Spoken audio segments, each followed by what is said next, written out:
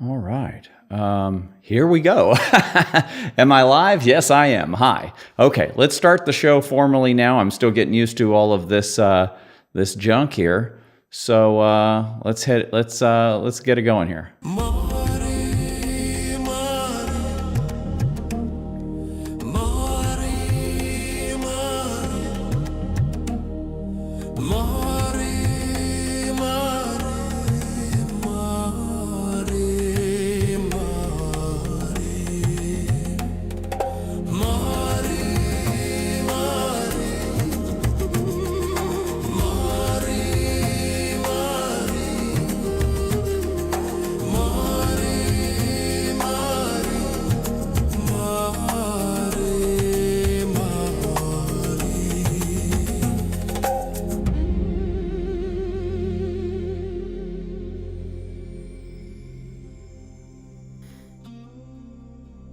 Hi there, Colin Davis, ShadowTechAlchemy.com, SolutioPodcast.com, and now MelissaMariMovie.com, where you can see the trailer about the film about Melissa.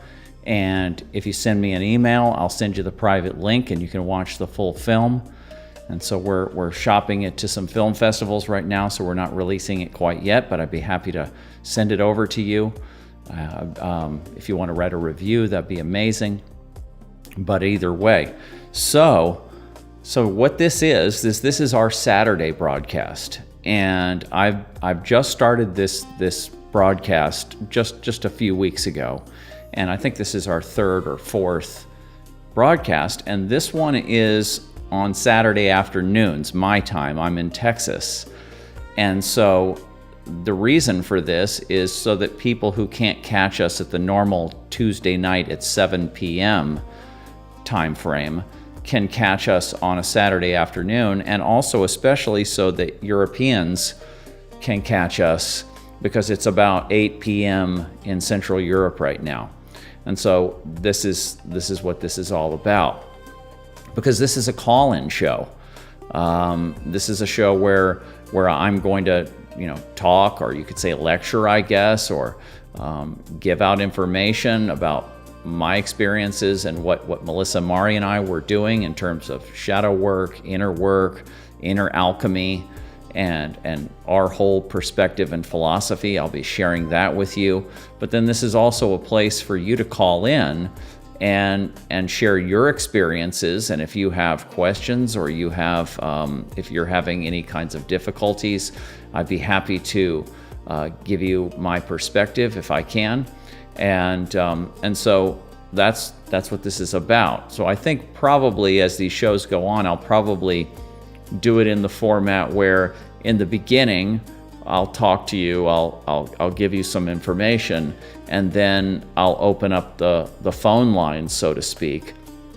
It actually is a phone line, and not the old radio broadcast type of phone line, but I've got it to where you can call me through WhatsApp, or if you're in the United States, I have a Google Voice number.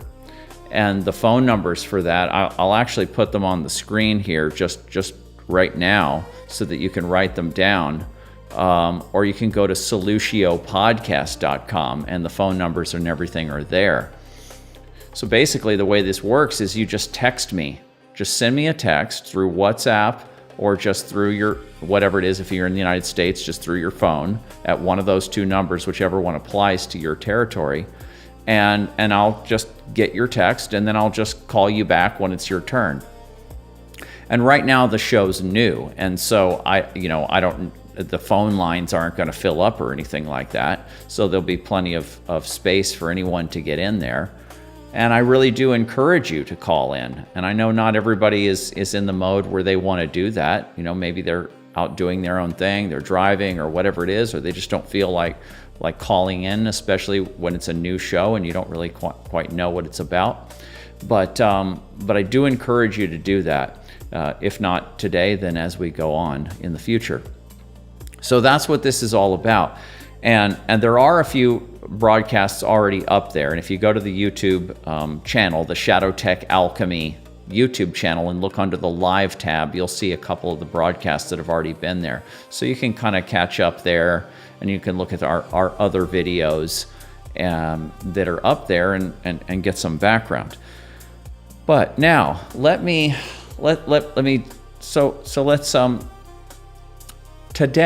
today I'm going to actually share with you, I'm going to first talk in general just about being an alchemist, what it is to be an alchemist, and where this comes from. And we're talking about inner alchemy here. We're talking about psycho-spiritual alchemy here. We're talking about what Carl Jung was doing, which he called individuation. And so that's what we're talking about here. And I'm going to talk about what that is and all of that, so you can kind of get grounded in what we're doing and what this is all about. And you can find out if this is you or not. Is this your tribe, or is this your orientation or not? And maybe you thought it was your orientation, but maybe you need a little bit of clarification on that. And so I'm gonna do that. But I'm also going to share with you the spiral dynamics system, which is inside of integral theory. And I'm not going to give you a really long, detailed lesson on that. And many of you may already know about this system, or some of you do. I think there's probably there's people who really should know about this system don't know about it. And I think from our point of view as alchemists, as inner workers, as shadow workers, as people who are on the path of inner development, this is a very, very useful system, incredibly useful system.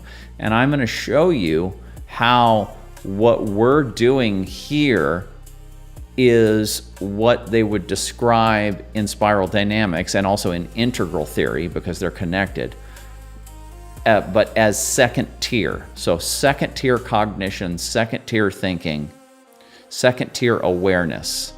And so I'm just going to quickly take you through the 6 first tier stages so you get some idea of what this system is about. And then I'm going to read to you from a document that describes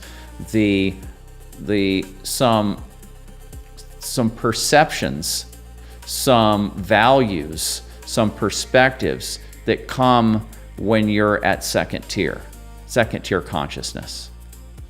And so I think this will kind of help you to kind of understand where we're coming from and everything. And then it'll introduce you, if you don't already know the spiral dynamic system, it'll introduce you to this amazing system for understanding the development of consciousness, both internally and socially. And so you get to understand why people in different societies think and behave the way they do, or why people in our own society think and behave the way they do, because people are at different stages of psychosocial consciousness.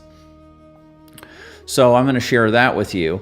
But first, I think right now I'm just going to talk about, and then after that we'll get to calls if you want to call in. But you can always text me right now. Anytime, just send me a text and I'll call you back.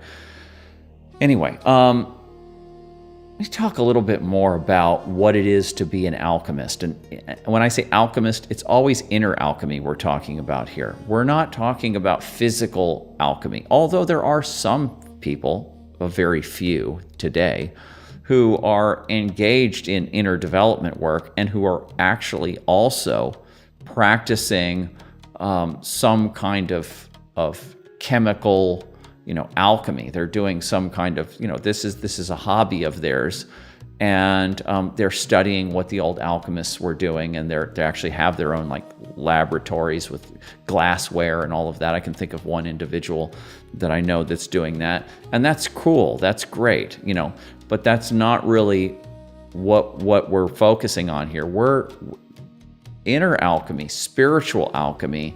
This is the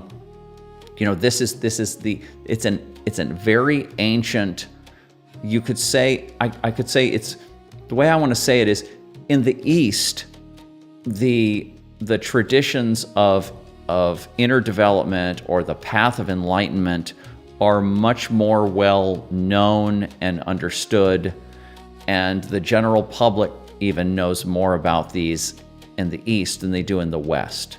So us in the West, our inner tradition of inner development, of spiritual enlightenment that we have in the West is, at least for a long time, it is basically underground, right? So this is an esoteric tradition because over the last 2,000 years or whatever, it has to be kept out of the view of the Catholic Church. And so this is something that's underground. And so, but this is a tradition. This is a path that goes back, as far as you want to go, all the way back to indigenous shamanism. So this is a long line. This is on the shaman line.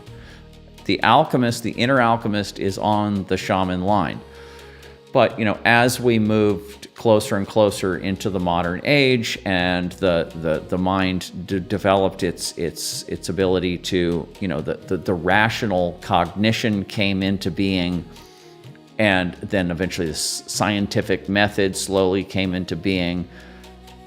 This path of enlightenment, this path of inner development, got more science involved in it. But it is always a mystical path. It's always a spiritual path. It's always a very artistic path, but it's also got, scientific rigor built into it as well. So in our time, I would say that Carl Jung is kind of the grandfather of 20th century and even into 21st century alchemy. And his process, his system of inner development was called individuation. And individuation, Jungian individuation and inner alchemy, they're synonymous. This is basically the same thing. And you don't necessarily have to be a Jungian to be on this path. You don't. But I would say that because Jung and his work and the whole culture that came out of his work is so well developed and to a degree matured, that if you're on this path and you don't know about Jung and what he was doing and the basic understandings that come out of his theories, then I'd say that you really ought to, because this is, he's sort of like, one of the, like I said, the grandfather of this in our time. And so yes, and so Jungian psychology is here on this path. But any kind of form of shamanism or anything, any spiritual, psycho-spiritual method or understanding practice that deals with the refinement of the psyche, right? The refinement of the psyche, the maturation of the psyche. We're talking about growing ourselves up from the inside out. So at first, we're talking about healing ourselves. So this is a healing path, right? Because everybody, some people may or may not identify themselves as wounded healers, but we're all self-healers. And everybody has wounds either from their childhood or from their parents or parents' parents. That gets passed on to you. Everybody has pathologies. Everybody has neuroses. Everybody has complexes, so to speak. Everybody has a pain body, so to speak.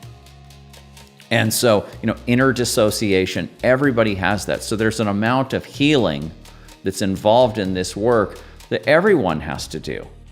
And so some people have to do more of it than others. But so healing, inner healing, is always sort of the core of this.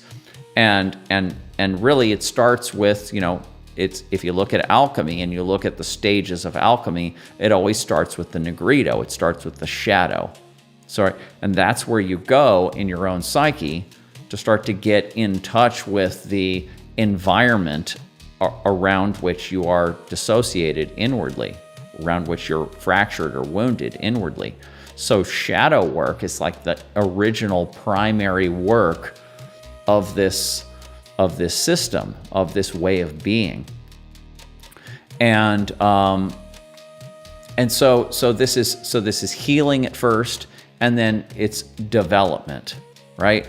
and it's growing ourselves up through the different stages of psychological and spiritual growth. And you can see how a child evolves from these, at infancy to age 2 or 3 to 5 to 7 to 10, 12, 15, whatever, all the way into adulthood. You see these are distinct different segments or stages of the maturation of the individual's consciousness. And that doesn't have to stop when you reach age 21 or whatever. That can go on for the rest of your life. And then you can always go back and you can always work on repairing areas where that development was not, did not, come online in the most perfect way that it could. Because, there's a kind of a, when you're growing up, there's like basically there, you only have you have to evolve through these different stages very quickly. And so the psyche will get to the level where it can do the best that it can, and then it will go to the next level, and then the best that it can go to the next level. So you can be stunted in any of these. You can be stunted in any of these stages. Now I want to just see what's going on here with the stream, and because I'm still kind of getting that figured out here, just bear with me just for a second. No, I'm still good here. Okay. I got a warning on my OBS studio here. So, the gremlins, right? What Melissa Mari and I called the virus, the archetype of the virus. And maybe that was a cue to bring me into this subject. Because when you go into this realm, you don't just find your own inner darkness, but you find that the simulation we're in itself has that there's a trickster archetype, a destructive coding in the structure of reality itself that we called the virus, and or the archetype of the virus.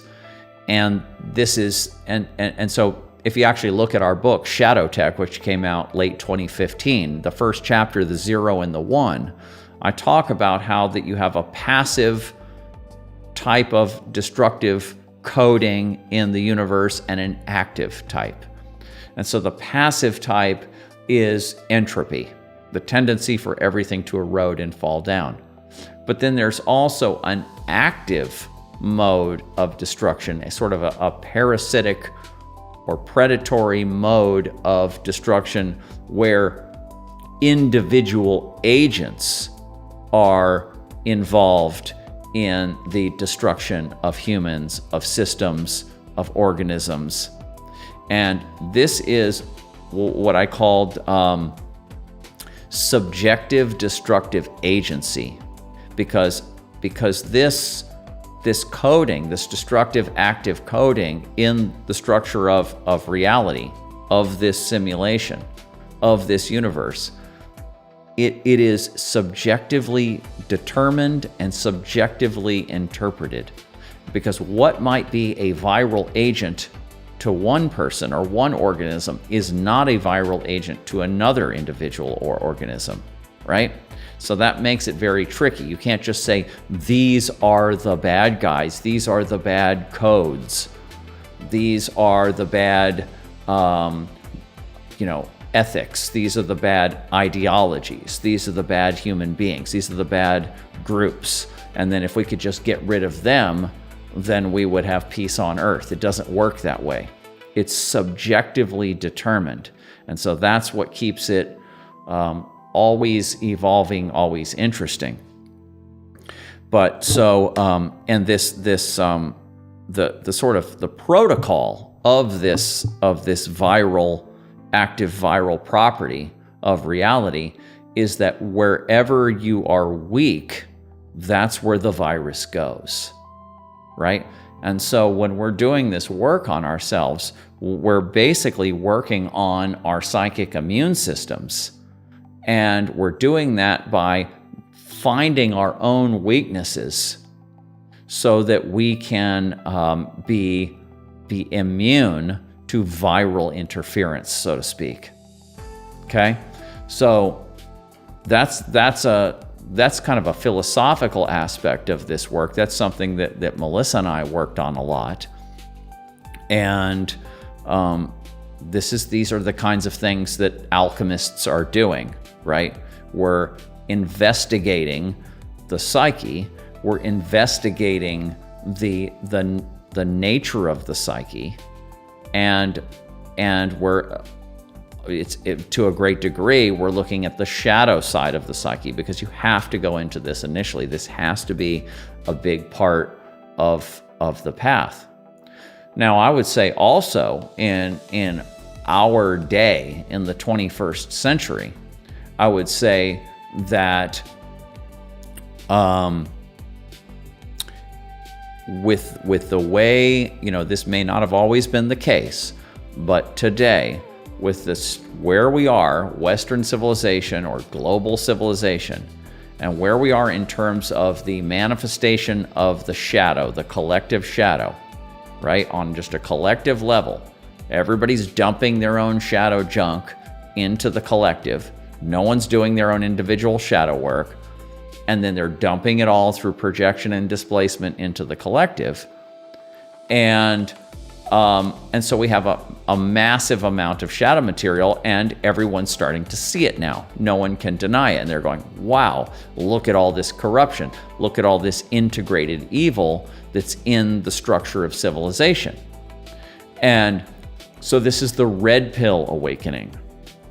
And I would say that you can't really be on this path and be serious about it without having gone through this initiation.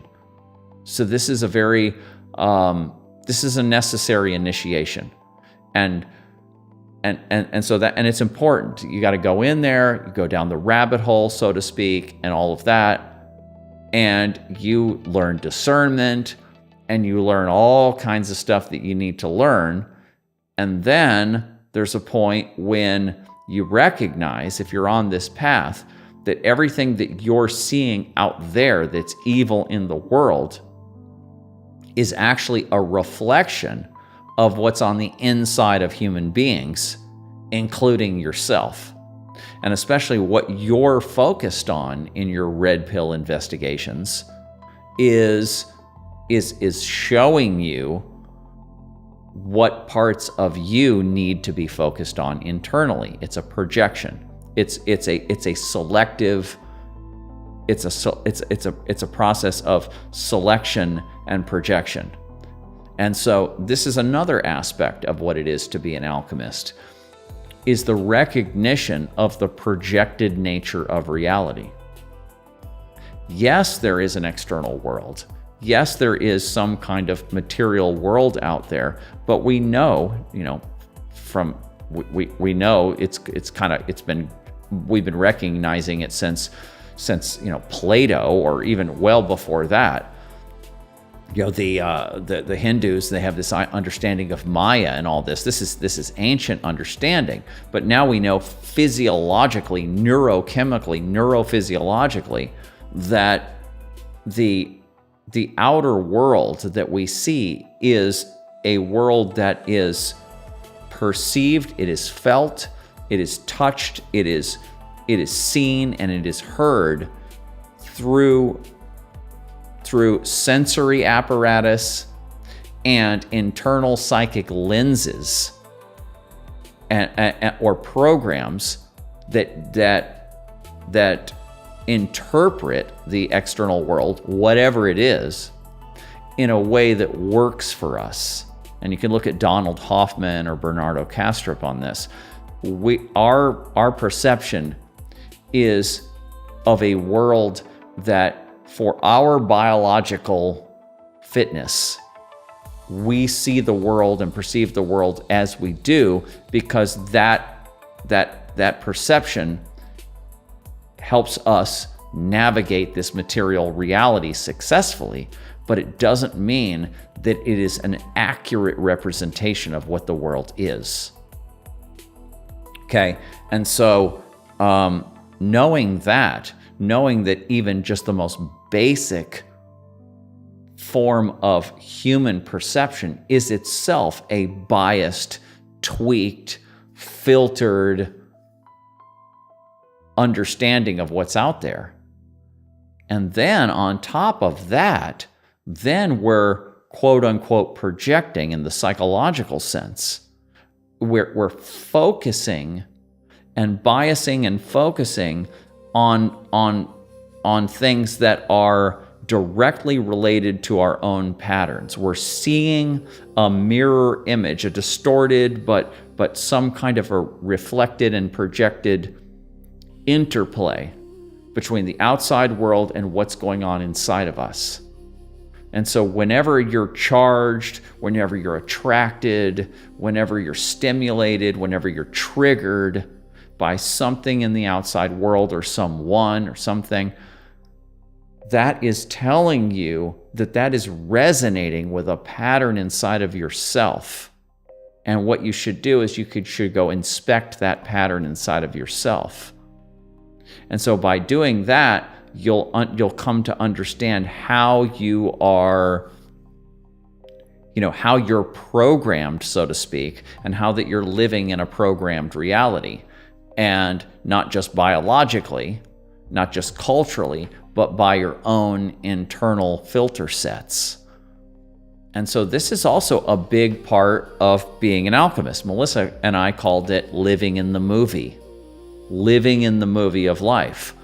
And it is an increasing recognition of the movie-like nature, the projected nature, the dream-like nature of reality. And you're getting above the programs instead of just living through the programs.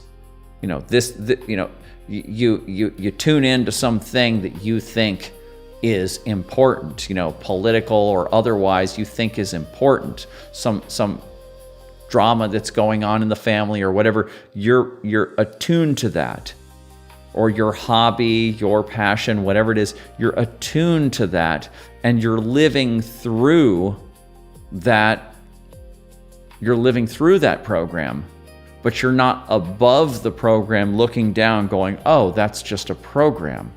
Or you're in a scene in your movie of life, and you're in it, and you're acting in it, but you're not above it in the director's position going, okay, this is a scene in my movie.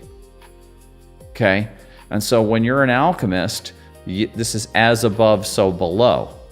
This is one version of as above, so below. There's as many versions of it as you want to come up with.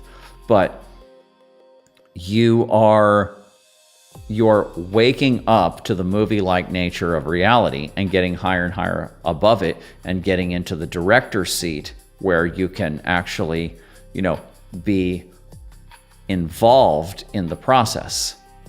And to what degree you can be involved in the process is, we're yet, everyone's trying to figure that out. Everyone who's on this path is seeing to what degree. Now, I found out with the death of Melissa that you can't change everything in your script. Just because you wanted to, just because you worked on it real hard, doesn't mean that you can do it. Maybe some people can change some things. We can all change some things. But what it's more about is it's like I use this I paraphrase this Alan Watts quote, where he says, you thought life was a game, that you were supposed to win the game. But really, it was a play, and you were supposed to sing and dance. And so what it really is when you're getting in the director's seat, when you're getting above the level of the movie of life, you're getting a chance to improvise in the movie. You're not given the position of the creator, the architect. right? The big D director. You're not getting in that position, but you are getting in some kind of, and we would say co-direct. We would say we want to get in a co-directing. We want to be co-directors with the big D director. But how far you can go with that is, we're in the process. And I probably figure that over a period of hundreds, thousands of years, as human beings evolve, we can become more and more co-directors of the movie of life. But right now, we can certainly improvise. We can certainly improvise in the movie of life, and we can become artists, life artists, right? And so by having this higher perception, and just being involved in this this mystical scientific art of inner transformation, right? We're artists involved in it, and then we can actually also make art about our involvement in it. Melissa and I used to say, life is like a movie, and in our movie, we're making a movie about directing the movie of life. And I didn't know that I was going to end up making the movie, after she was gone. And I think there's more movies to be made. But see, you can figure some stuff out. You can't figure out everything. And so that's just, you can't become God. So there's an amount of faith, and you have to go with the flow. But you can go with the flow. You can be a life artist. You can be doing this work on yourself. You can be evolving yourself. You can be healing yourself. You can be living a life of tremendous meaning. It's tremendously meaningful to be in this mode of being, this alchemical mode of being. It's incredibly meaningful. You could always find tremendous meaning in life because your go-to source of material is your own psyche, which is connected to the collective psyche, which is connected to all of nature. It's endless. There's no end to it. And so you're never bored. The alchemist is boredom. I do actually go through periods of what you might call boredom, but they're really just little dips in my creative process where, I'm kind of gone through one phase of being creative, and then I'm kind of gestating on what the next phase is. And so I'll be sometimes thinking to myself, you know what? I don't really feel that connected right now. That's normal. That's normal. That's alienation from the big S self in Jungian psychology. But that's not even a dark night of the soul. It's just a little mini dip. And we have those all the time. So that happens. That's normal. But in general, even if you are having a dark night of the soul, even if you are having a tremendously difficult time, like this last year for me was tremendously difficult. Losing Melissa, one of the most difficult things I've ever had to do in my entire life. But in a way that this is a type of difficulty that I had never experienced before.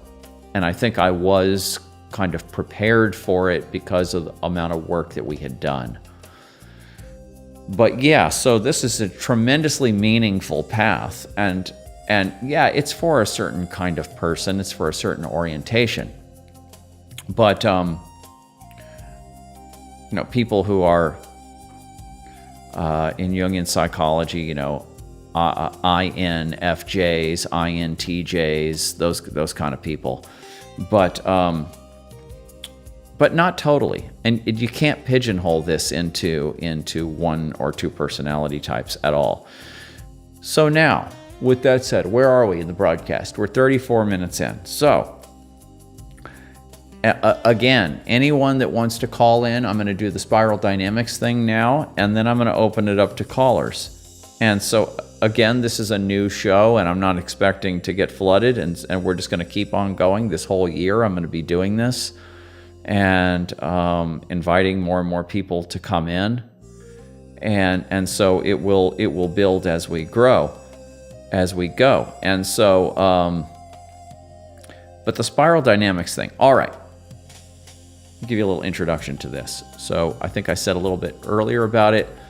This is a system, this is a meta theory that basically, I won't go into all the details of it, but gives you a map of 6 stages in what they call first tier, and then a couple more stages in second tier. And it shows you that in the same way that children develop through different stages of consciousness, like I was talking about earlier, societies do that too. And so entire societies go through these stages of consciousness, and different societies around the world are at different stages. Okay?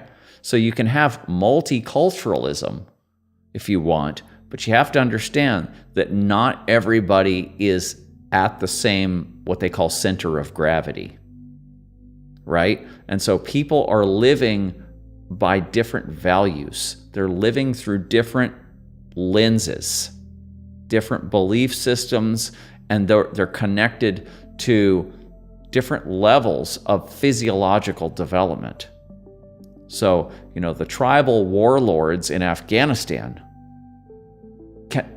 they cannot be in the same circles as these, progressive feminists or whatever. They're not compatible that way. At the human to human level, just as humans interacting at the individual level, they can meet eye to eye, especially if there's intelligence in both individuals. At the individual level, they can find compatibility and they can empathize, although people at the earlier levels don't have their empathy developed as well. But some do. And so there can be individual compatibility, but as groups, where you get these group thinks going on, then they're not, you could have a society that's at one level, and then you can bring in people from an earlier level, and you can have a certain amount of them, 5% of them in the society, and you won't have any kind of a problem because the immigrants will kind of stay in their little hole on, it's called. And then everything will be okay, and we get to eat their food and experience their part of town and all of that, and it's all fine. But once you get to, more of this going on, then you start to run into all kind of problems, and that's what we're facing right now. So this system helps you to problem solve that situation. It helps you to see where you're at and where other people are at. But I think that people who are at first tier they're probably not really attracted to this because they don't really want to see, I got more work to do. So this is kind of a meta technician's toolkit. This is an alchemist's toolkit. And so now I'm just going to, see how I can get this whole thing going here in the chat here. Okay. I messed up the beginning of the show. That was why? Because OBS, I installed an update and it changed its settings on the update. And so the broadcast just started without my knowledge. And, okay, let's turn this off and we're going to pull in. All right. So what we've got here, let me put on let's take this off, take me off, put me in the corner. There I am. Okay. I'm just going to kind of keep this on while I read some other material to you. Actually, what I'm going to do is I'm just going to ad-lib the thing. I'm just going to kind of take you through the different stages of psychosocial consciousness. These are the stages that individuals go through and entire societies go through. And I'm going to take you from the bottom level, the beige level, on up to the yellow and whatever they call that teal level up there. And I'm going to do this relatively quickly because I have to read to you. I want to get the whole thing done here, in 20 minutes or something like that. And if you have not heard of this system, have you not used it before, I encourage you to look it up. Ken Wilber's integral theory has this built into it. So if you want to just go right to integral theory, you can. But Ken Wilber has changed the color coding a little bit, which is fine, but you kind of have to know that. But this is a very, very useful tool for high-level problem solvers and people who want to understand why the world is as it is, sociologically, psychologically, politically. This is incredibly helpful. And it's not that difficult to get into it, just if you just look at spiral dynamics without integral theory. I like integral theory too, and especially the 4 quadrants. There's a lot of stuff in Ken Wilber's theory that are very important. I'll probably be talking about that in the future. But today we're just doing spiral dynamics. Also, last thing I'll say before I start is that in the description of this video, there is a link to this graphic, so you can get that for yourself. And there's also a link to the document I'm going to be reading from when I describe to you the second tier or yellow level, which is where I think basically it equates to what I'm calling the alchemical level, or what we are as alchemists here. There's a relation there. The first stage of psychosocial consciousness that is described in the spiral dynamic system is this beige color-coded stage at the bottom of the document. And this is basically just survival instincts, day-to-day survival. This is going on in Paleolithic times, hundreds of thousands of years ago. This is when people are just hunter-gatherers and roaming bands of individuals. And their main priority in life is survival. It's food, it's shelter, sex, and the just most basic stuff, like first chakra type stuff. That's the first level. And we still have people actually at that level in our society. They're the homeless living on the streets, right? And so they kind of devolve down to this level. And so all these levels are actually still present in our own modern society today, and these stages of consciousness are still present in our own psyches. And so even though your center of gravity might be way up on top, you still have these stages of consciousness operating in you, and when they're imbalanced, this is where you get shadow material, right? This is where you get pathologies, neuroses, dissociations, all of this. This is the inner work, the shadow work that we're doing. And also, I should mention that Ken Wilber has a book. I'm not going to get off track here too much, but Ken Wilber has a book. It's right here. It's called The Religion of Tomorrow. And he goes through all the shadow aspects of each of these stages. So that took him years to actually get that clear and to put that out. And I'm very thankful that that's out. I didn't even know it was out till this year. So that's the beige stage. That's the bottom of the spiral. Then we go to the purple level, and each of these levels has its own name. It's like in spiral dynamics, it's this name, and in integral, it's another name. I'm not even going to name them. Just call them by their colors. Purple, the purple meme, V meme, value meme. So the purple meme is basically the mindset of indigenous people. Wherever you go around the world, whether it's North American, Native Americans, or South American natives, or whether they're Australian Aboriginals, or they're African Aboriginals, or even Aboriginals, thousands of years ago in Europe, anywhere, Siberia, Aboriginal peoples, and their whole mindset, their whole way of being, and their whole way that it's an animistic, pre-mythic, animistic mindset. And they're very in touch with nature and nature spirits, animal spirits, and all kinds of the spirit world. And they're doing rituals to appease the spirits in the spirit world, or to communicate with them, or to get favors from them. They're doing sacrifices and all of this to align themselves with what seems to be just an incomprehensible world out there, but a living world. And they're very, so everything is sacred, right? And everything is sacred, and everything is connected, and everything is alive. Rocks are alive. Everything's alive. And this whole mindset, and it's very collectivist. There's not a lot of individuality at this stage, okay? And so it's very collective and insular, and our tribe, our people, and all of that. That's the purple stage. I should also say that as we go through these stages, they kind of vacillate back and forth between a more masculine stage to a more feminine stage.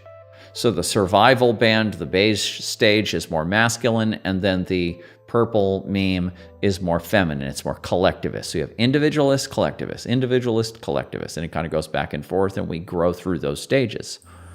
The red stage is another masculine, outward-moving, individualist type of stage. And this is basically the might makes right stage of psychosocial consciousness, right? Whatever it takes for me to get my way, that's what I'm going to do, right? And so there's not a whole lot of, the morality is very simple. It's, I'm not going to do something because if I do, someone else is going to punish me real bad. And so, there is morality in all of that, but it's limited to this kind of, whatever you can pull off. And so this is like this is a very aggressive, and this is tribal warlord societies. You still have this going on today. You got the Taliban and all the different ISIS, Al Qaeda, and the different kinds of Middle Eastern, the Houthis and the Somalis and all of this.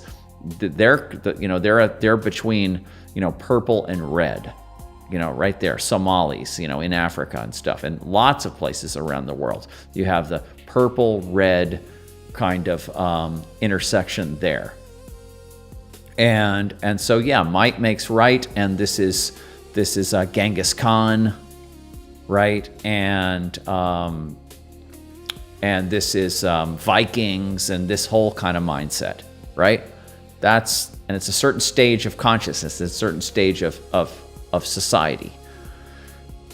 And it's still going on inside our own societies. Just think about the CIA and overthrowing other nations covertly, and all of this, and all the lying that they do to kind of get what they want, to get resources from other countries, steal their resources or con them into giving away what they have. That's this level. And this is inside the psyches of all of us. So when we're doing shadow work on ourselves, we're working to a degree. We're working on this, on our bullying, right? On our passive aggressiveness, right? Our aggression. And this is a big part of shadow work. This is a very powerful, it's like red, like fire. This is a very fiery, red, powerful part of both men and women. And you can see it in children, when they're bullying each other and taking the other one's toy away and all of that. That's this stage. Then, as societies mature, we get to the blue stage, this mythic stage. And this is where you get the monotheistic religions, right? And this is more feminine. This is more collectivist. And we're all, in this together.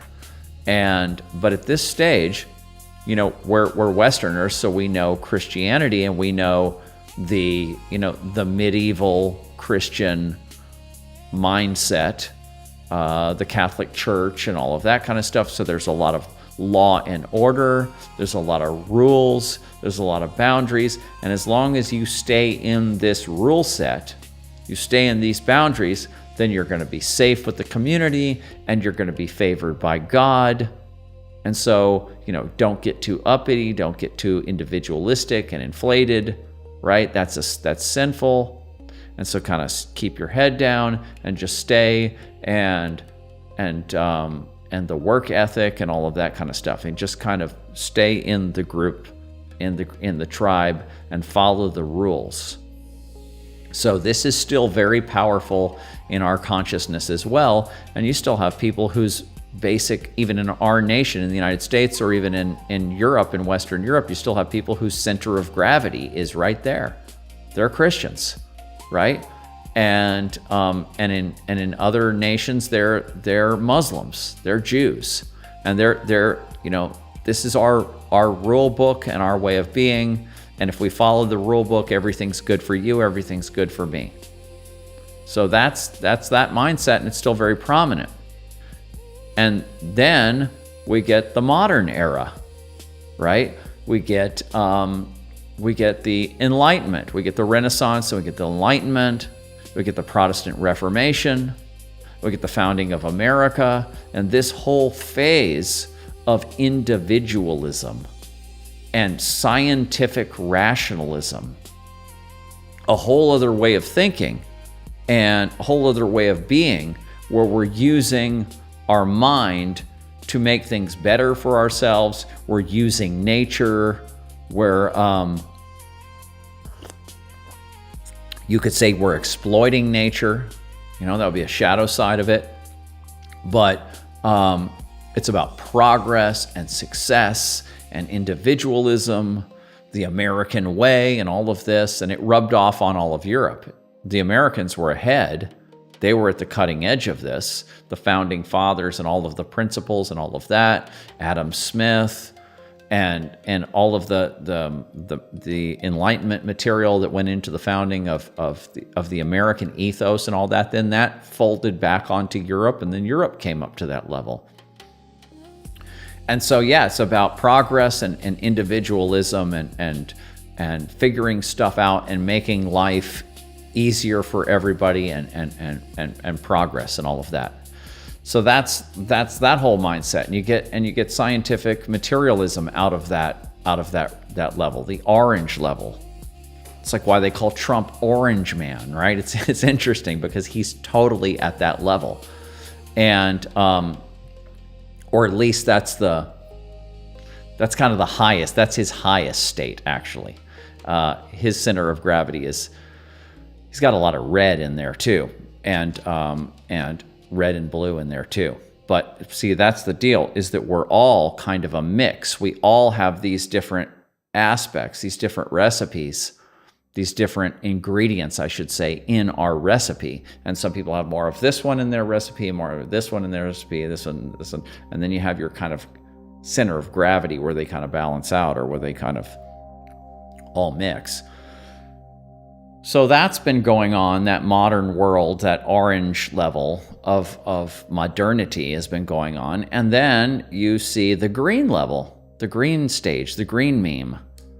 And this is, in our time, this is seen most prominently in the 1960s, right? So you saw the liberalism and progressivism and free love and the counterculture and the psychedelics and breaking out of boundaries and all of that, but also feminism. You get second, third, and then eventually fourth wave feminism, which is very shadowy, but you had second wave feminism at the time, and all of that. And that was very, that meme, that stage of consciousness was very feminine. And now, we have a lot of terms to really kind of understand it. These folks have given us the terms: diversity, equity, inclusion, tolerance, inclusivity. These kinds of terms. I could probably have to think about, other ones that are used commonly, but this whole kind of feminine collectivist mindset that, take care of each other, understand each other, consensus decision making, and listening to all peoples, and fairness and equity and all of that kind of stuff. Very feminine, and and this is the green stage. And that's basically the top of the pyramid, the top of the spiral for 98% of the public anywhere in the world. You go to places like I would look at Holland as the example for having, being at Holland, Scandinavia, but especially Holland, at really being sort of at the general public is at the highest level in terms of this map. But because their green mentality, their equity mentality is very mature, and there's a long history behind it. If you look at the history of the Netherlands and their mindset and their politics and everything, and how they were a place where people from all over Europe could go and be accepted and be tolerated, their liberalism is really built into their psyche. And so they're pushing second tier over there. I mean, they have a lot of second tier people over there. And whereas in America, our green meme, our green consciousness is very, very shadowy. And it's very shadowy and superficial and Americanized. It's like the reality TV version of this state of consciousness. It's kind of like the way America does it. It's just very extroverted and kind of immature and it's clownish in a way, actually. When it gets to the shadow side, it gets very clownish. So we have a very clownish green meme. And let me, I got to look and see what do they call that in this? I want to refer to the green meme properly. And so just a second here. Let me just blow it up and look at it myself, and because I forgot what they're calling it in spiral dynamics. Here we go. They're calling it here they're just calling it the green communitarian egalitarian meme, starting 150 years ago. Now let's go to the yellow. So what it is second tier is sort of the cutting edge of psychosocial consciousness, and there's only a couple 2% or something like that. Ken Wilber says that it's more, but I don't think it is more. It's probably like 2% of the population that's somewhere that's got a center of gravity around here, if that. I think if you take the whole Western world, you probably get 2% or something like that. Maybe who knows? But a small percentage of people. But it kind of grows, and you're going to see a lot more of these people coming online now. And Ken Wilber says that when you get to 10%, that's the tipping point, and that's where that stage of consciousness really starts to have influence in the whole society and the politics and the way society is structured. When you get to 10%, so you're going to see that in the next 50 years or something. So in the younger folks in their lifetimes. Anyway, so there's a big gap in there between first tier and second tier. And so when you're at first tier, even though the green meme, for example, they can recognize that different people's version of reality is valid. They can recognize that, you can be a Muslim, that's valid. You can be a Christian, they're not so good on that anymore, but you can be all these kind of things, and that's all valid. They can kind of recognize that, but they still fall into prejudice. They still fall into projection. They can't quite pull it together to really be systemic, to really be holistic, to really be above these levels. They can't quite get it together. They're still in their own cult. And when you are at any of these first tier levels, your stage, your lens set is reality. That's your truth. And you can't quite understand anybody else's truth.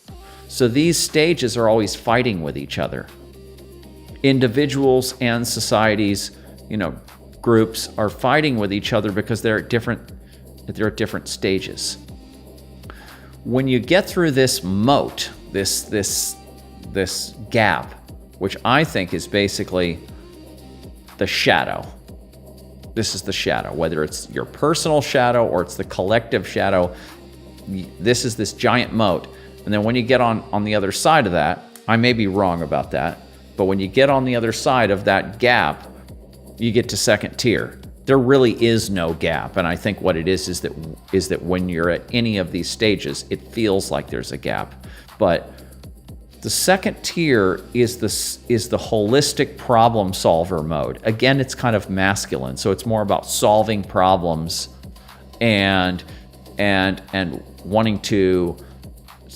It's very problem solving. It's a magician mode, and it wants to see the interconnectedness of all types of people, all types of systems, and it wants to figure out how things can work together.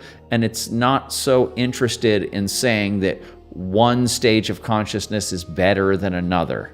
It sees them all as interlocking holons within a greater holarchy. And so it's more about studying these different levels and going, okay, what is your place and why?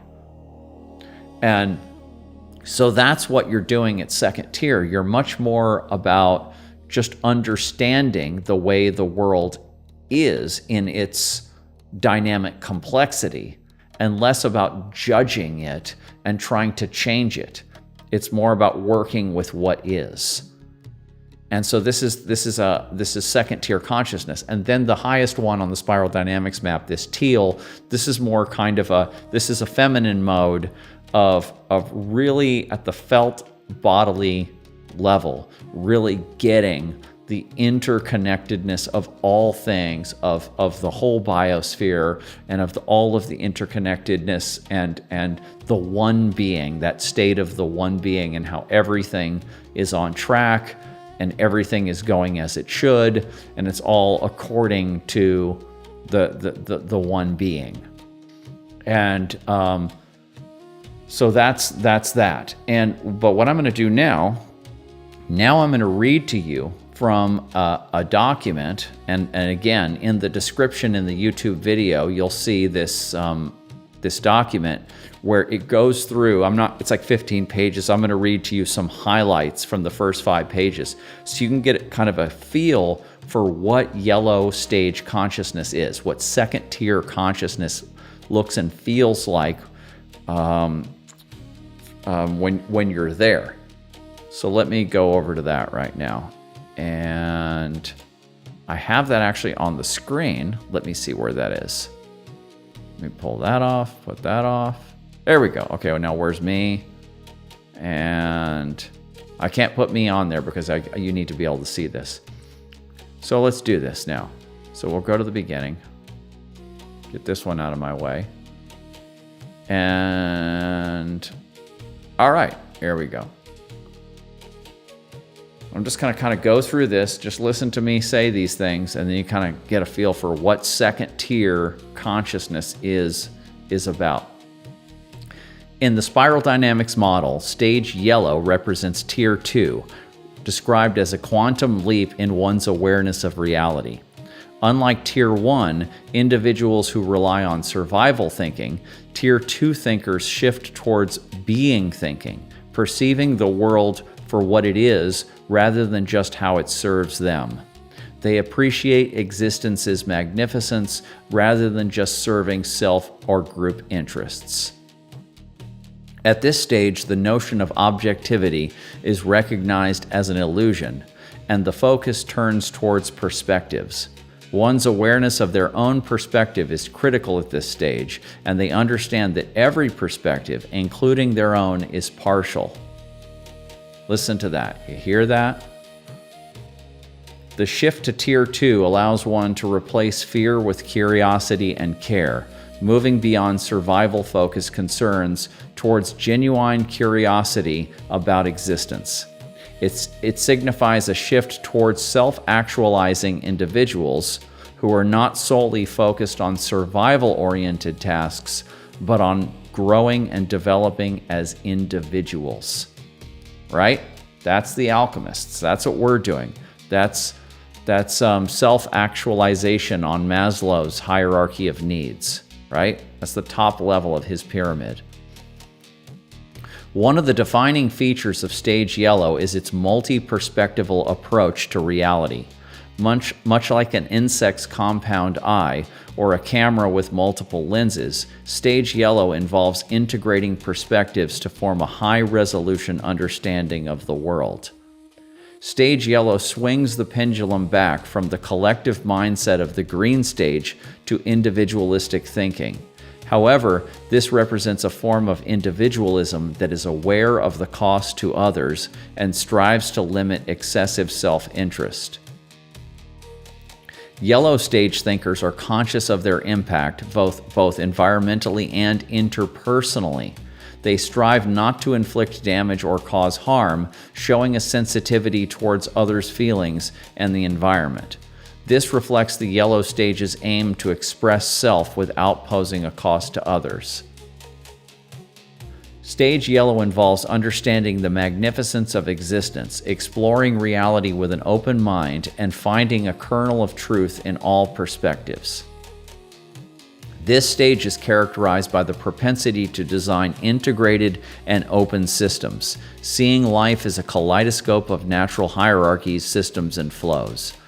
At this stage, one starts to see the shortcomings of every stage and realizes that no perspective is complete, prompting the shift from the narrow perspective of green to the more holistic, integrative perspective of yellow.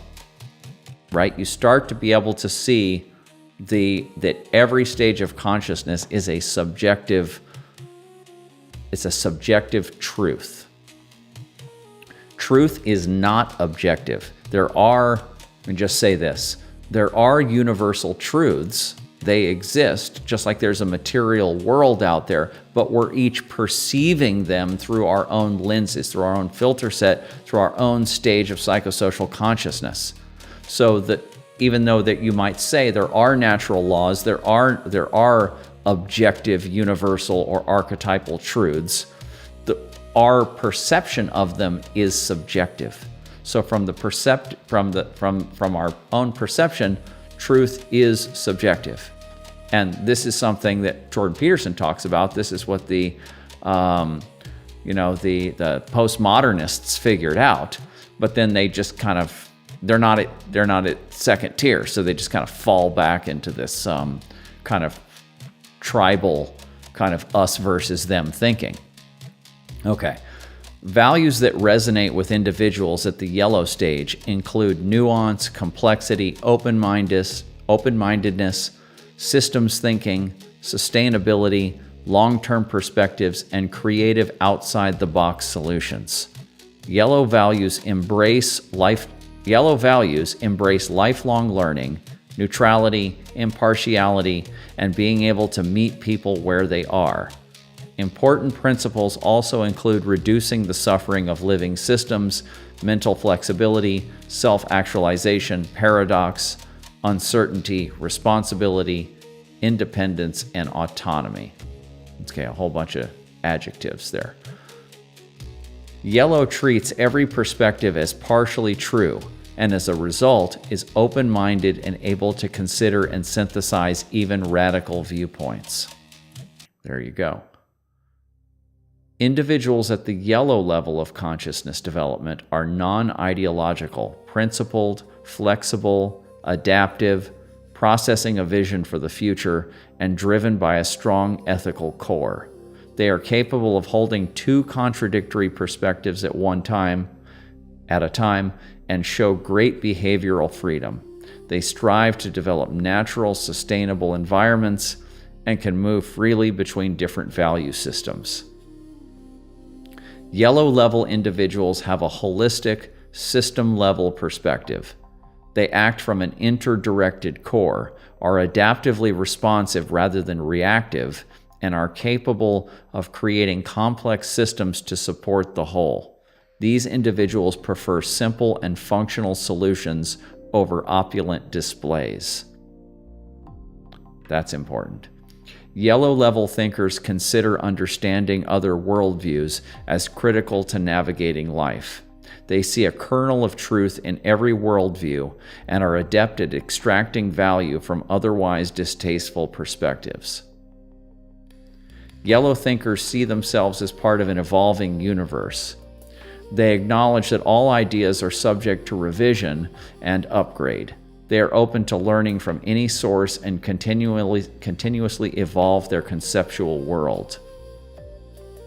Individuals at the yellow level are non-judgmental and neutral. They actively strive to be aware of their own biases and self-deceptions. You see that? They're doing their shadow work. They are also conscious of the entire spiral of developmental stages and create designs that accommodate it.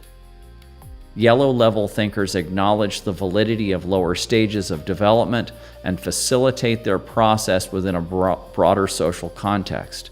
They respect the pace of each stage's evolution without forcing them to jump to higher stages prematurely. You see that? They recognize that people are at different stages of psychosocial consciousness and that their stage is fine where they're at.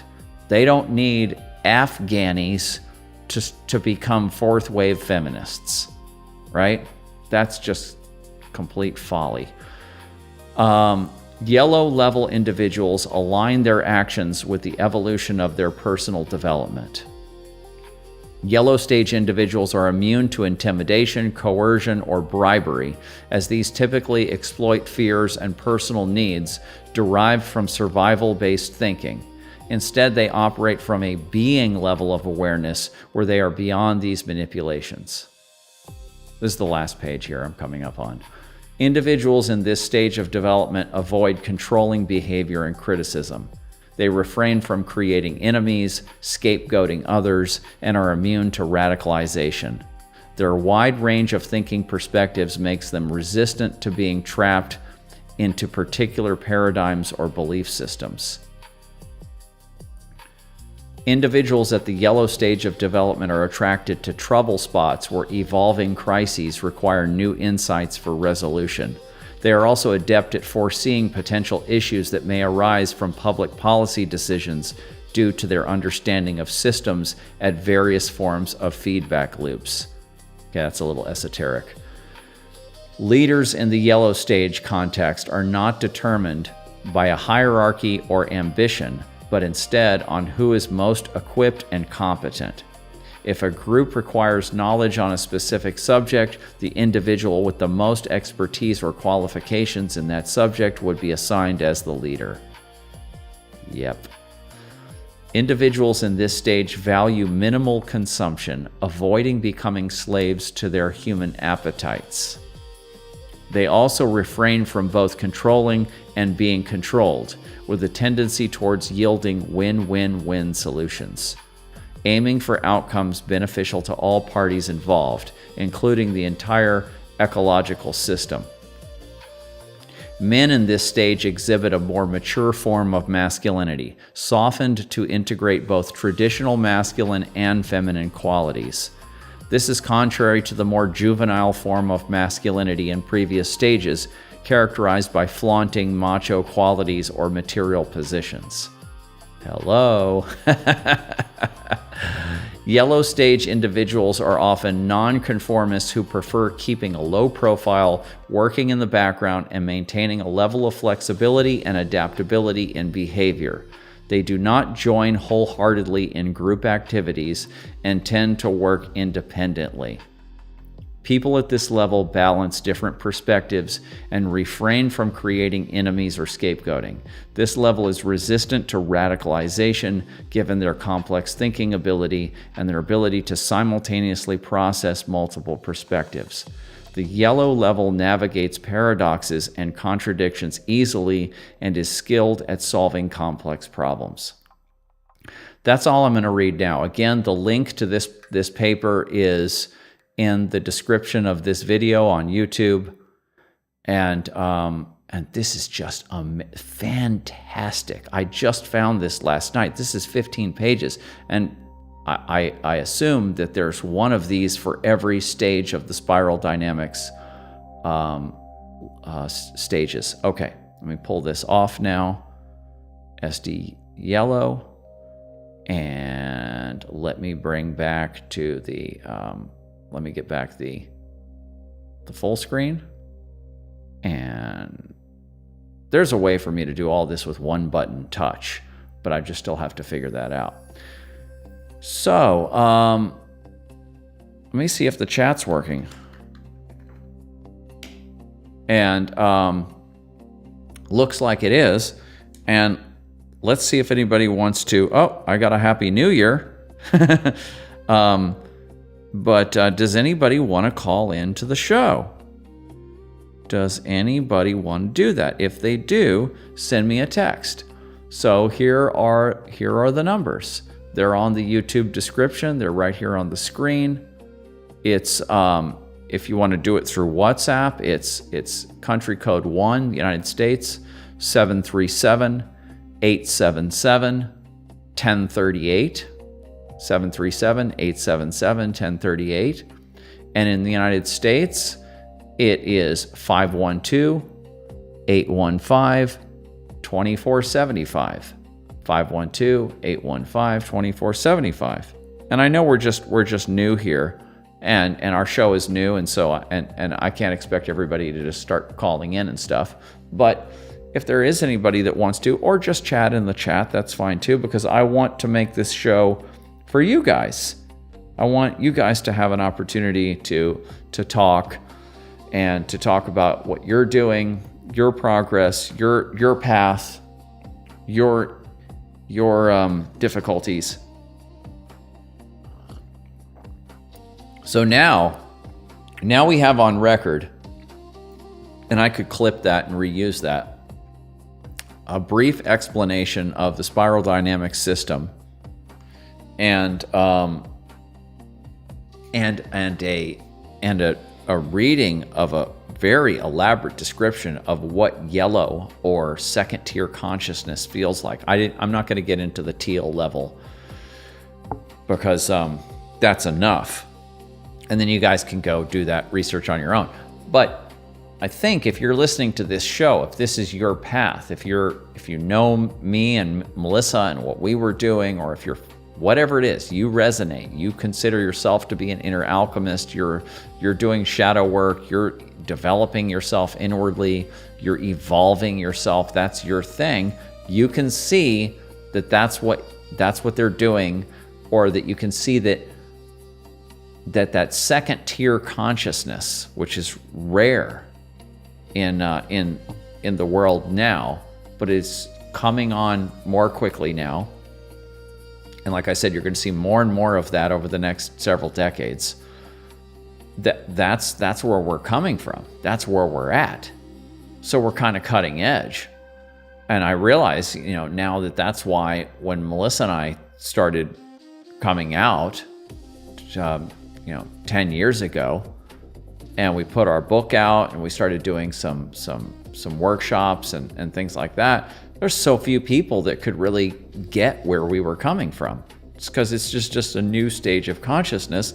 There's always been people who are in these stages of consciousness. There's always rare people, and they're artists and philosophers and sages and stuff, but now it's to the point to where you can have a lot of people at those stages now.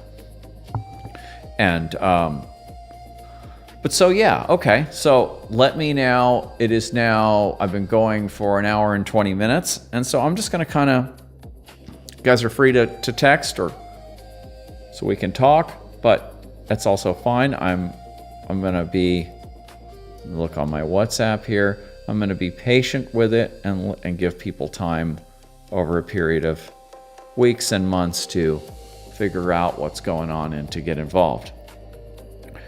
So I do have some notes here. So let me go back to, maybe I kind of talked about what is the alchemist, how it's related to Jungian individuation and the esoteric tradition. It's a path of enlightenment, and I've kind of talked about that before. And if you look at soluciopodcast.com, you'll see there's my own kind of description of like what this is all about is there. But I should probably get a little bit more specific. And so, yeah. So let's talk about shadow work. Let's talk about doing this work at the individual level. And let's talk about where we kind of start with this. And I think that it's, if you look on soluciopodcast.com, you'll see my 4 quadrants of the shadow, 4 quadrants of health. This is like I took Ken Wilber's 4 quadrants and I put my subject into there, the shadow. And so you can have shadow work at the body level.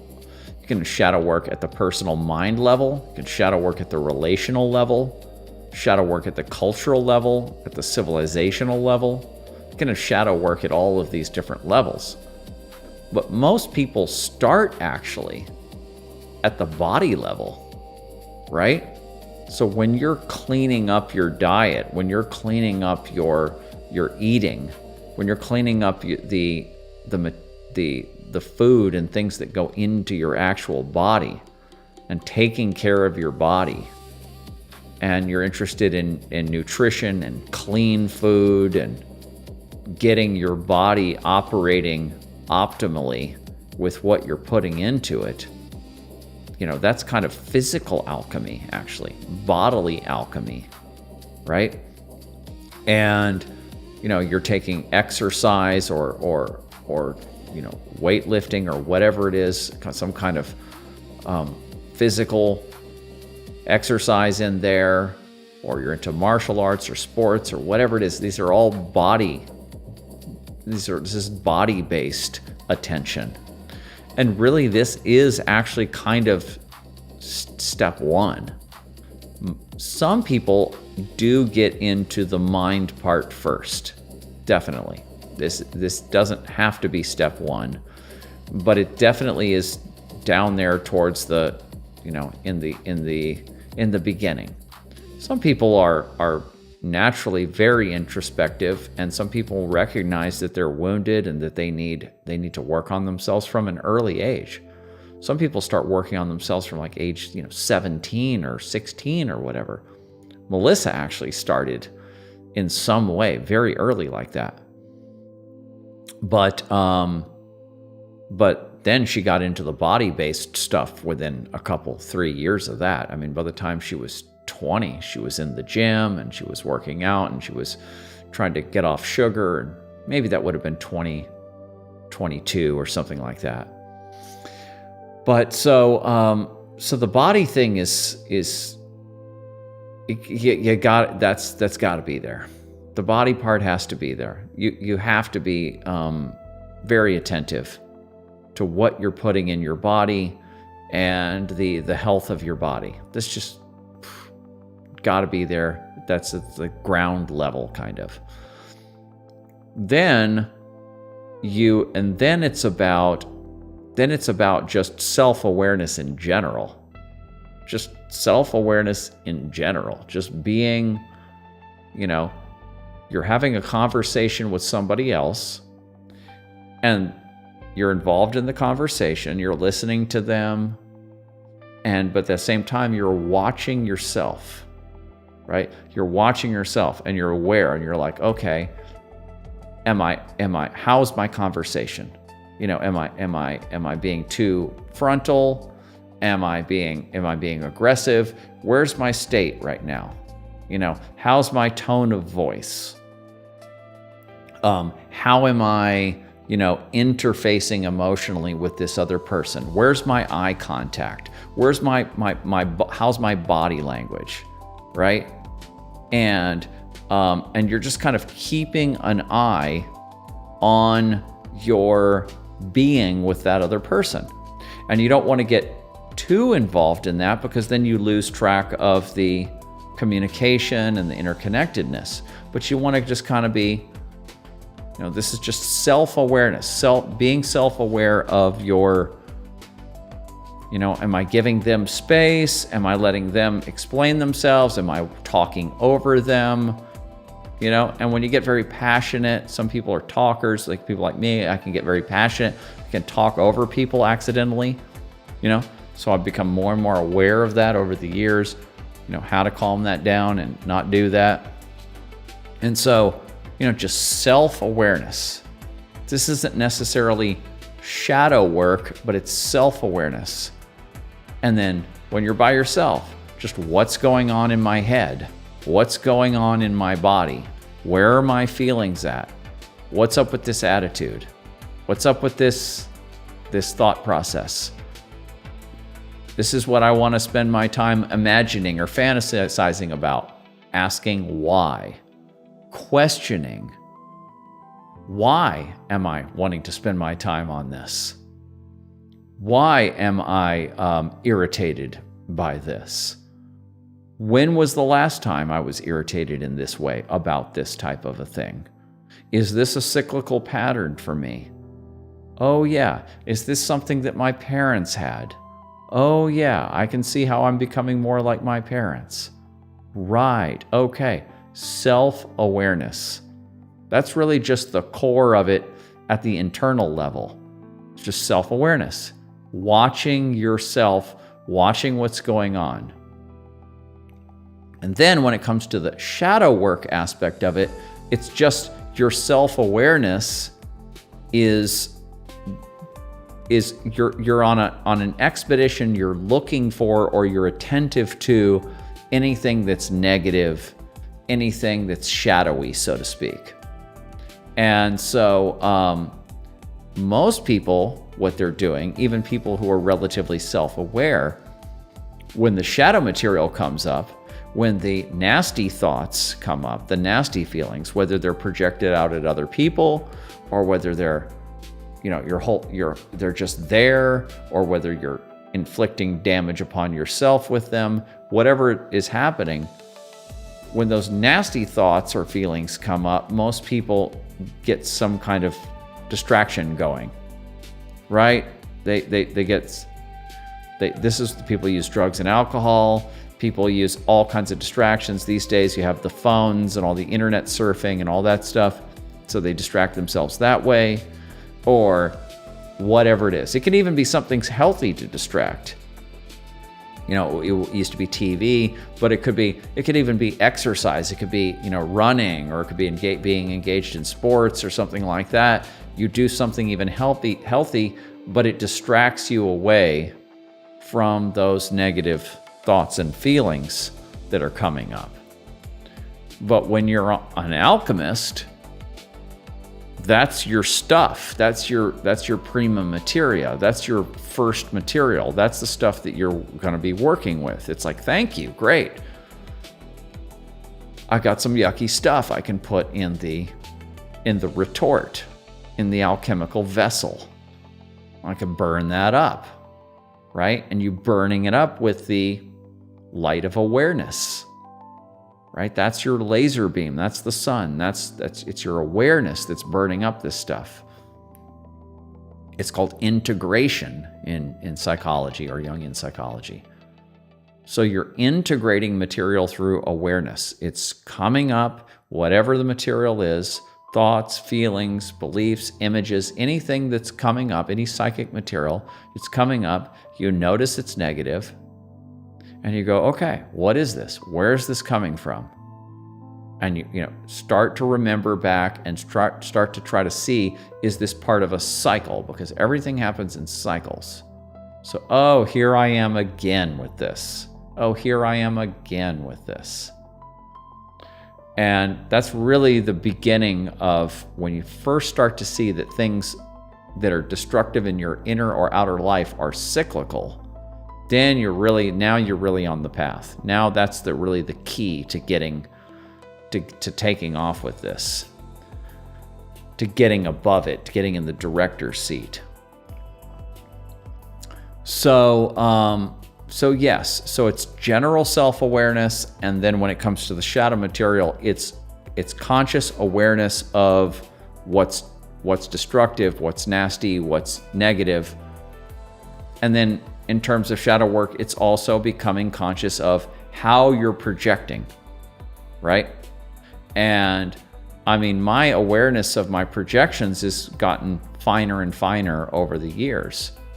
And I can not only notice when I have found a human target for my projections, like, oh, this person is bad, this president or this person or this political group is bad, right? And then get on the keyboard and start typing and, oh, bad, bad, bad, bad, bad, bad.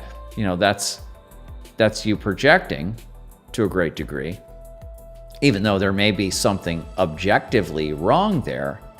You're using it as a way to dump, to scapegoat, to project. And so not only am I aware of when I'm doing that, I don't do that so much.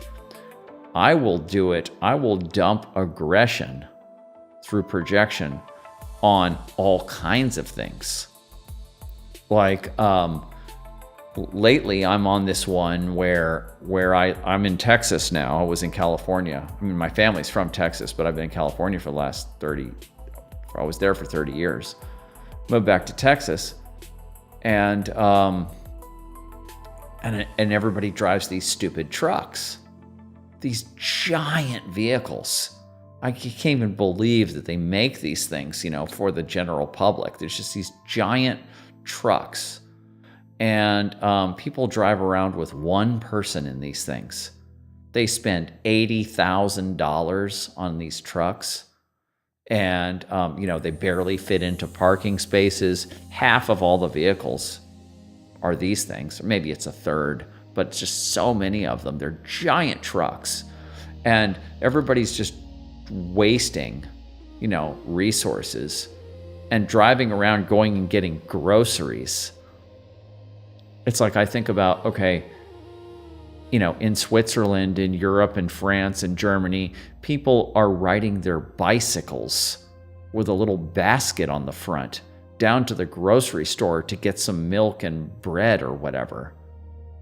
And in America, they're getting in these giant military-looking or construction-type vehicles, sometimes with 6 wheels. They have it's called the dualies. They got 4 wheels in the back and diesel and stuff, and they just go to the store to get some milk.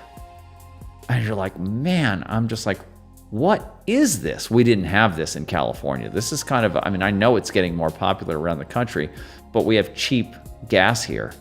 And people just buy these things. And so I look at this and I'm like, this is the most immature little boy type situation. And so it's stupid, it's immature, it's wasteful, yes, all that. It's unconscious. But it's something to laugh at, but it's not something to get mad at. Why am I getting mad about it?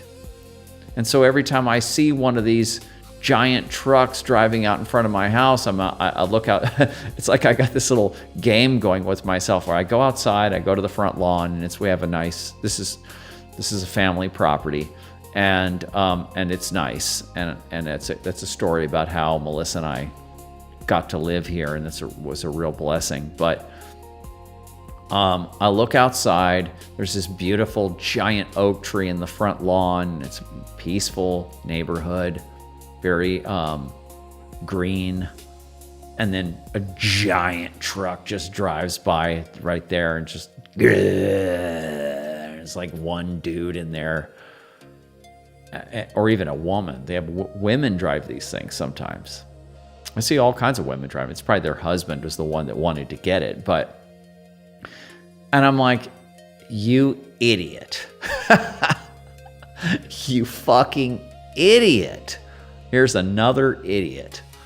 And so that's like a new practice that I've been doing lately, where I'm projecting aggression onto this target, right? onto these stupid truck drivers. This is like where I'm getting some of my aggression displaced through that practice. So even though I'm at second tier with my center of gravity, I still have some of this, red level consciousness coming up, and it needs to be displaced, right? And I'm not doing it, I'm becoming too aware to do it onto different groups and onto different people, really. So I'm like doing it onto trucks, but there's a person inside the truck, so they're getting my aggression too. So projection, shadow projection can happen, everybody will kind of come up with their own ways of doing this. And this is one of the giant conundrums. I'm somebody that's been spending all this time studying the shadow and everything. And I'm aware that, the next level of consciousness is being shadow aware. And I'm very shadow aware, but I still have a need to displace aggression. Warrior energy. What do you do with that? So, and not everybody is, into, playing football or whatever. And men and women have this aggression. So this is kind of a big conundrum. And we're still figuring it out. But so but we're the alchemists. So we have to do this. We have to go through these stages. We have to come up against these problems, and then we have to figure out what to do next, how to go to the next level, right? So that's what this is about. And I just right now today, I think we're gonna end the broadcast in a little bit. Let me see what time it is, because I'm aiming for 2 hours. Oh no, I got another 20 something minutes. Okay, that's cool. And so this is the work, right? Now, if you go to Robert Moore's system, Robert L. Moore, he's a Jungian, but he's more than just a Jungian. He is, or he was he was an Adlerian, he was a Freudian, he's a Kohutian self-psychologist. He's, studied all these different types of psychology, and the Jungian system is kind of his favorite. He thinks it's the most holistic. I agree, but he's got all this other stuff in there. And I recommend anybody that wants to study Jungian psychology, especially men, but not just men and women. A lot of his lectures are now on YouTube. So just put in Robert Moore lecture or whatever into YouTube. You'll find tons of material. And his main book that people get is called King, Warrior, Magician, Lover. So the idea is that there's 4 primary archetypes in the human psyche. A little different for men, a little different for women. But the lover is your relational, sensuous and relational archetype. The magician is the one that figures things out. The warrior is your aggressive and boundary creating and strategizing and type of archetype that can get things done and using energy and using aggression. And then there's the royal. It's the queen in women and it's the king in men, and that's an adult, mature mode of nurturing and community and support and mirroring and mentoring, and it's an adult stage of consciousness, and that's where we're going. And then what you're looking to do is you're looking to balance all of these archetypes together. In fact, to get to the royal level, you have to have a good balance of warrior, magician, and lover. And the warrior and the lover are kind of like oil and water. And you have to figure out in your psyche how to make them mix, right? in alchemy, this is the alchemical wedding, right? This is the anima and animus integration in Jungian psychology. So this is a process that you're doing to achieve inner balance. Melissa called it homobilancia. This goes back to second tier. When I was reading all that stuff about second tier, there is a way of describing what you could have a psychological description of second tier to plug into that understanding there that's more about psychological development, and plug that in there, and you could see that even the more mature second tier is the one who's in the royal position. So that's what we're doing. And so this is all about integration and working with these different archetypal flows that are moving through the psyche and figuring out how they can all get along.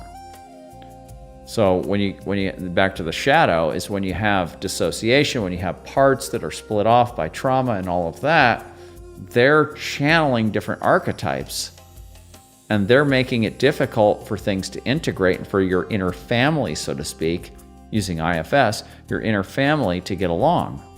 So you got to go in there and you got to do this inner family work. You got to do this shadow work, this integration work. And then you can start to get these archetypal flows that start to work together. This is a lifelong process, a lifelong project of what Jung called individuation. So that's what we're doing. And I'm looking for the other alchemists. I'm like, where are you guys? I know they're out there. I know there's not a whole lot of them, but I know they're out there. And best I can do is get on YouTube, because I can't just go walk down the street and find them, right? So best I can do is get on YouTube and put out these kind of broadcasts, and if people find them and they go, oh, okay, there's another second tier guy, he's another alchemist. Great, come on, let's talk, let's hang out. And then show the video to your friends, show the channel to your friends, and if you have even one friend who's also an alchemist will have either no friends that are alchemists or just a few these days. And so, let them know that this is a place for alchemists, a place for inner alchemists.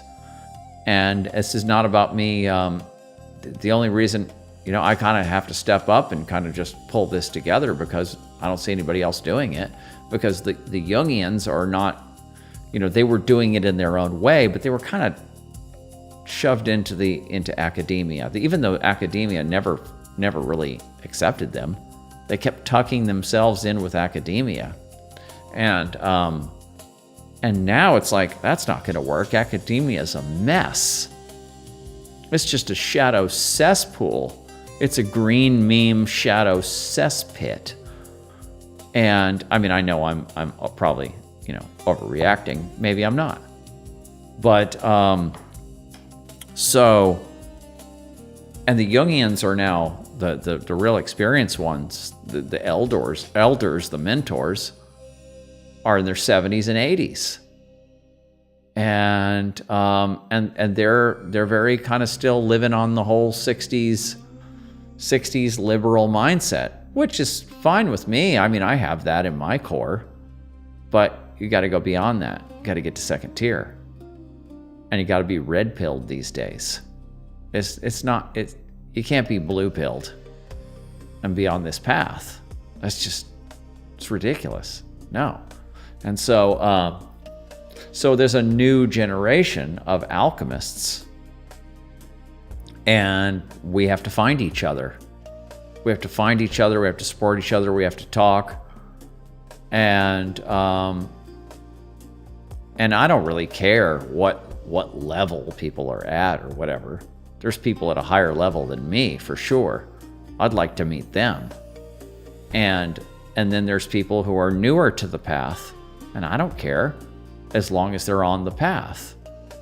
That's all. That's all that matters, is that we're all on the same path here. We're all alchemists. So, all right. We got another 15 minutes to go.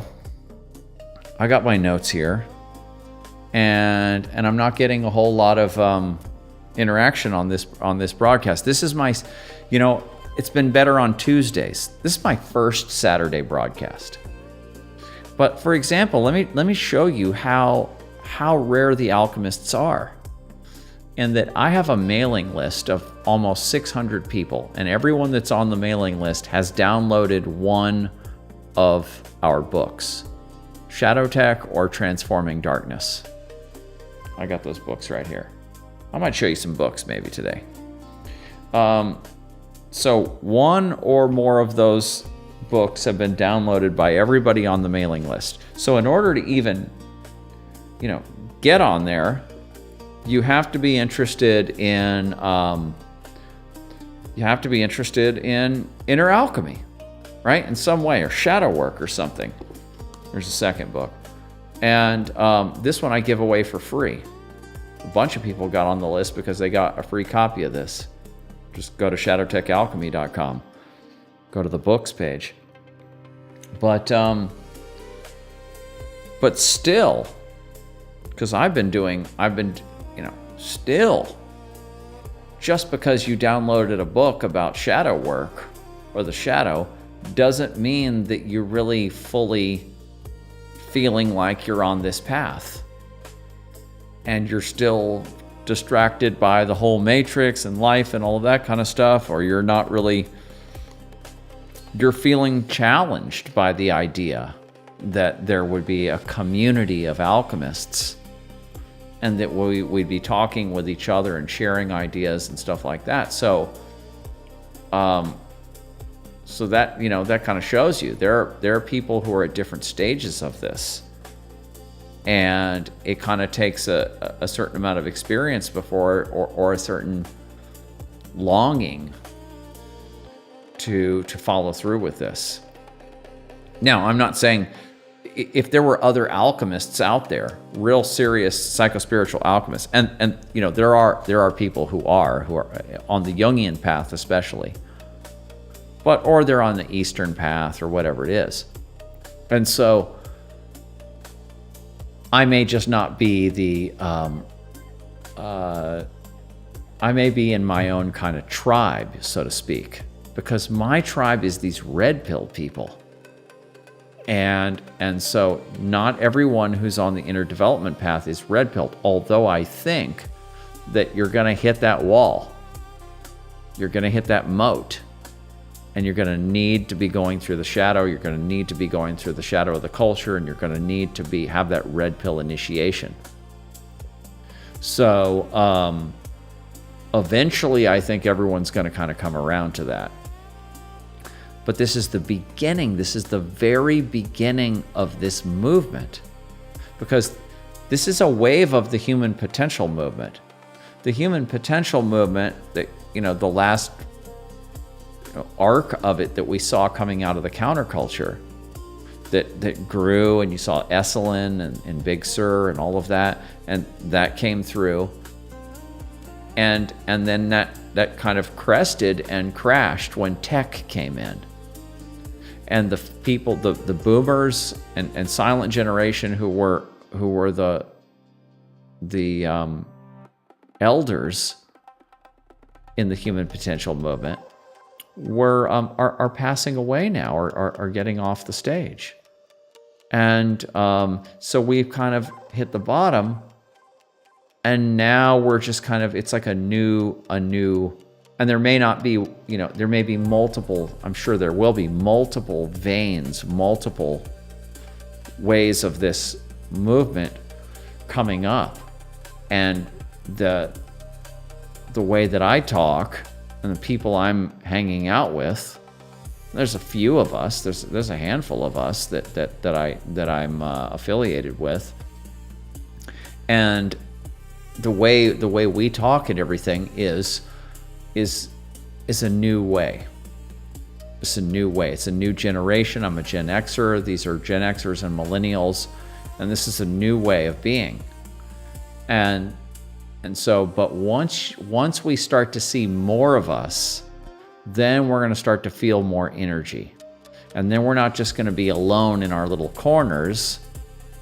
We're just, a handful of people in our little corners. It's going to become more of a movement. But it's difficult because this strain of the human potential movement is a shadow-aware strain, right? And so you got to get through that. You got to get to a certain level of competence with that, or you just have to feel, well, to be sort of, there's different roles that people have. Some people have to be at a certain level of competence with this, but other people just have to have interest in it. They just have to know, this is my thing. This is my thing. This is my path. I'm going into the shadow. I'm going into inner healing. I'm going into inner development. I'm working. I'm reading books like, well, here's a simple. I'm just going to show you some books. This is Ken Wilber's. This is Ken Wilber, Integral. This is the one that I said has all the pathologies, all the shadow side of the different stages that we were talking about today. Here's a book by Ion Favahar, and who's a friend of mine, and sent me a copy of this book, and this is his new IFS book, Internal Family Systems. So I just started this, and this is fantastic. And I showed you the other ones, the Shadow Tech ones. But so, we actually read. Alchemists actually read. Gen Xers and millennials. I mean, I guess there's going to be some Gen Zs coming in soon. But we actually read. We're not totally addicted to scrolling. We might do some scrolling, but we're not addicted to that. We can actually read books, and we can actually take notes, right? Read books, underline things, take notes, and listen to lectures, take notes. We're actually serious about understanding the structure, the nature, the dynamics of the psyche, and the interplay between the psyche and the world. We're not just, what a waste. I saw this video actually by this channel called Unheard. Freddie Sayers, I think that's his name. It's kind of political in a way, but he had, British. He had some guests on this show talking about where we are in terms of reading and comprehension and the amount of reading that people are doing in the modern West. And it's down like by 40% or something from where it was 20 years ago. It's like a massive decline in reading. And my mom showed me a clipping from, when was this? From a long time ago, from 10 years ago or something, from Reader's Digest or something, that said that the average American reads at the 6th grade level. When was that? That was in the 2010s. The average American reads at the 6th grade level. Well, it's probably the 5th grade level now. And that's just, so we're totally in decline. The West is totally in decline. I mean, that's just one index point. We're totally in decline. But us, the alchemists, we're ascending.